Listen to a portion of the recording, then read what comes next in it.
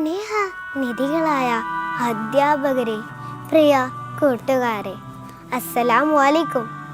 ഞാനിവിടെ പറയാൻ പോകുന്നത് ഒരു കൊച്ചു കഥയാണ്. കഥയുടെ പേരാണ് മരത്തിൽ കല്ലെറിയുന്ന കുട്ടി. മദീനയിൽ അന്നൊരു കുട്ടിയുണ്ടായിരുന്നു. നല്ല കുട്ടിയാണെങ്കിലും അവനൊരു ചീത്ത സ്വഭാവമുണ്ട്. കാണുന്ന മരത്തിലൊക്കെ കല്ലെറിയുന്ന സ്വഭാവം. ഒരു ദിവസം കുട്ടി നല്ല മുഴുത്ത കല്ലുകളുമായി മരുപ്പച്ചയിലെത്തി. തണൽ വീണ് കിടക്കുന്ന ആ മരുപ്പച്ചയിലെങ്ങും ഈത്തപ്പനകൾ കുലച്ചു വന്നിരുന്നു. ഹായ്! കുട്ടിയുടെ കൈ തരിച്ചു. അവൻ വേഗം പനക്കെറിയാൻ തുടങ്ങി. കുറെ പഴങ്ങൾ കൊഴിഞ്ഞു. കുറെ കഴിഞ്ഞ് നിർത്തി. അടുത്ത പരിപാടി ആരംഭിച്ചു. വീണ പഴങ്ങളൊക്കെ പേറുക്കി തിന്നുക. വയറ് നിറഞ്ഞപ്പോൾ അവൻ എണീറ്റുപോയി.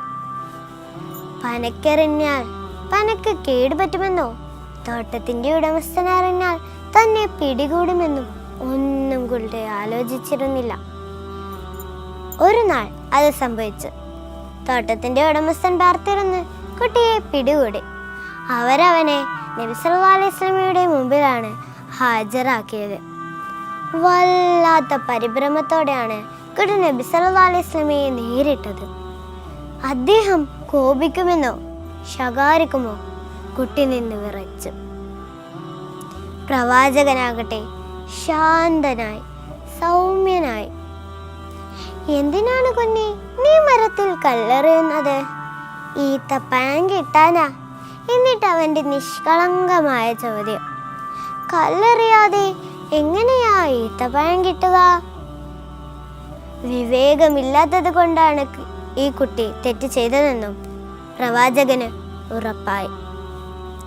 ആ കുട്ടി ഒരു ക്രൂരൻ അല്ലെന്നും വകതിരിവില്ലാത്തവൻ മാത്രമാണെന്നും നബി സല്ലല്ലാഹു അലൈഹി വസല്ലമക്ക് ഉറപ്പായി. മേലാൽ ഒരു മരത്തിനും കല്ലെറിയരുത് കേട്ടോ. നബി സല്ലല്ലാഹു അലൈഹി വസല്ലമ ആ കുട്ടിയെ സ്നേഹപൂർവ്വം തലോടിക്കൊണ്ട് പറഞ്ഞു, കല്ലെറിഞ്ഞാൽ പനക്ക് പരിക്കു പറ്റും. പിന്നെ അതൊരിക്കലും പഴം തരില്ല. തിന്നാനാണെങ്കിൽ താനെ കൊഴിയുന്നവയുണ്ടല്ലോ. നബി സല്ലല്ലാഹു അലൈഹി വസല്ലമ ആ കുട്ടിയുടെ നെറുകയിൽ കൈവച്ച് അനുഗ്രഹിച്ച് പ്രാർത്ഥിച്ചു. ശേഷമാണ് പറഞ്ഞയച്ചത്. കൂട്ടുകാരെ, കഥ ഇഷ്ടപ്പെട്ടല്ലോ? ഗുണപാഠം: നാം ആരെയും വേദനിപ്പിക്കരുത്. വൃക്ഷങ്ങളെപ്പോലും നബി സല്ലല്ലാഹു അലൈഹി വസല്ലമയുടെ വാക്ക് പിന്തുടരാം.